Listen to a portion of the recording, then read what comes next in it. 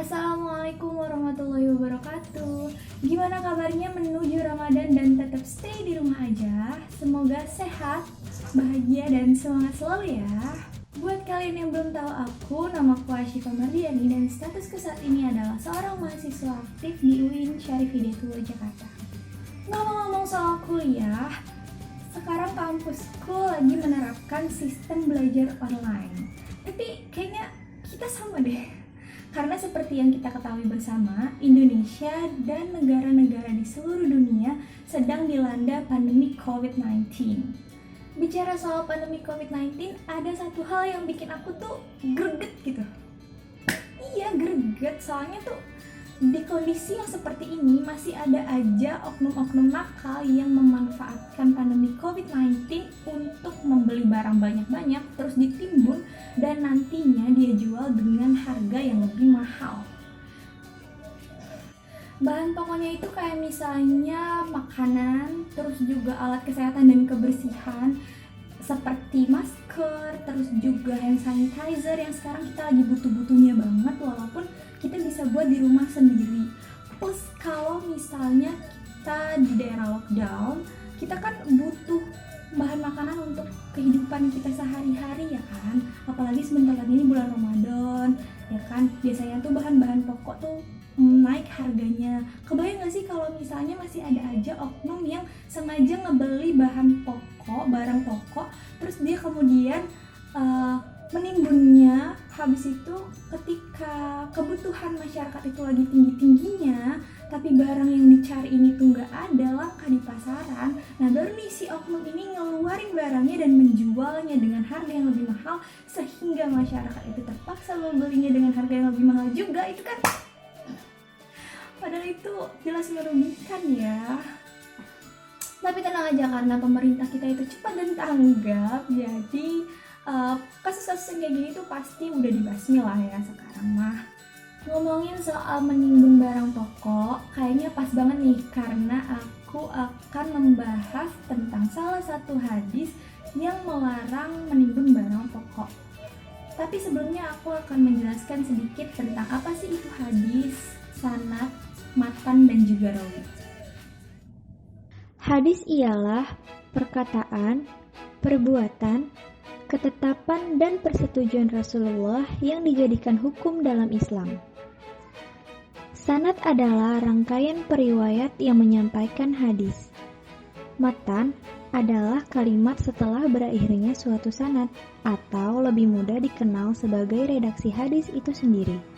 Sedangkan rawi artinya adalah periwayat hadis. Kita masuk ke salah satu hadis tentang larangan menimbun barang pokok, yaitu hadis riwayat Imam Muslim nomor 3013 dalam kitab Al-Musaqqat. Haddatsana Sa'id ibnu Umaril Asy'athi, haddatsana Hatim ibnu Ismail, an Muhammad ibni Ajlan, an Muhammad ibni Umar ibni Atha, an Sa'id ibni Musayyab, an Ma'mar ibni Abdillah, an Rasulillah sallallahu alaihi wasallam qala, la yahtakiru illa khati'un. Hadis ini termasuk hadis sahih karena yang pertama sanadnya bersambung dari Imam Muslim yang mendapat kabar dari Sa'id bin Amru al-Ash'aj dan Hatim bin Ismail yang diceritakan dari Muhammad bin Ajlan, dari Muhammad bin Umar bin Atha, dari Sa'id bin Musayyab, dari Ma'mar bin Abdullah yang kemudian disandarkan langsung kepada Rasulullah Shallallahu Alaihi Wasallam. Lalu yang kedua, matan hadis ini juga jelas isinya, yaitu tidaklah orang yang menimbun barang, melainkan ia berdosa karenanya. Dan yang ketiga, perawinya merupakan perawi yang sahih, yaitu Imam Muslim. Oke, aku akan masuk ke kandungan hadis tentang larangan menimbun barang pokok. Dari hadis tersebut kita mendapatkan kata kunci yaitu ihtikar atau menimbun yang bermakna istabadda atau bertindak sewenang-wenang. Nah, kegiatan penimbunan ini sendiri adalah mengumpulkan barang yang dilakukan dengan sengaja hingga kurun waktu tertentu untuk kemudian dijual kembali dengan harga yang lebih tinggi.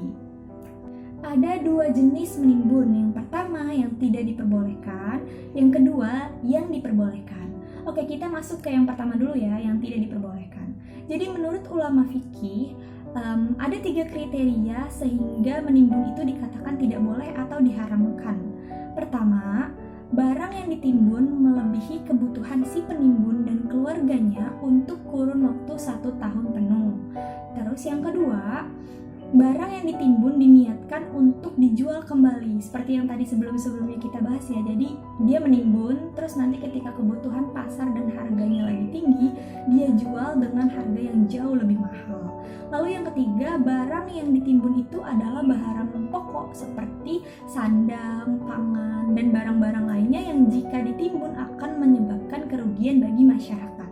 Nah, kegiatan menimbun seperti inilah yang menurut hadis ini diharamkan dan merupakan perbuatan dosa yang dibenci oleh Allah Subhanahu wa taala. Lalu kegiatan menimbun yang diperbolehkan. Kegiatan menimbun seperti apa sih yang diperbolehkan?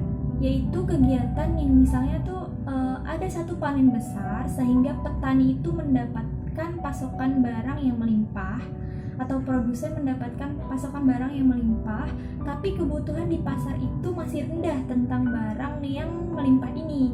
Jadi ini nggak apa-apa untuk ditimbun dulu, sehingga nanti ketika pasar sedang membutuhkan, dijual oleh si petani atau produsen dengan harga yang seperti biasa atau normal. Ini nggak apa-apa. Nah, sekarang kita udah sama-sama tahu kan apa itu ihtikar yang diperbolehkan dan yang tidak diperbolehkan, serta hadis tentang larangan menimbun barang pokok. Jadi mulai sekarang kita harus lebih bijak lagi, kita harus lebih memperhatikan sekitar lagi, dan jangan mementingkan diri sendiri. Oke, itu aja bahasan aku mengenai hadis tentang larangan menimbun barang pokok ini. Semoga bermanfaat dan maaf atas ketidaksempurnaan dari video ini. Wassalamualaikum warahmatullahi wabarakatuh.